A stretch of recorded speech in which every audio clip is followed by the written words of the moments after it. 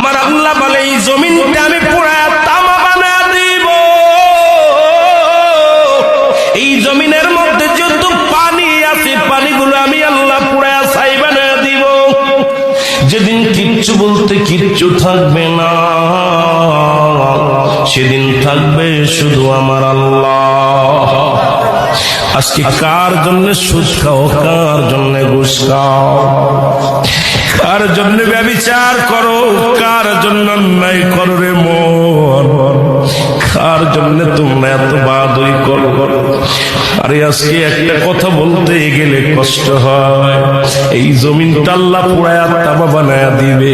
এই জমিনের মাটিগুলো পুড়ে হবে তামা। এই জমিনের যত পানি আছে পানিগুলো পুড়ে হবে ছাই।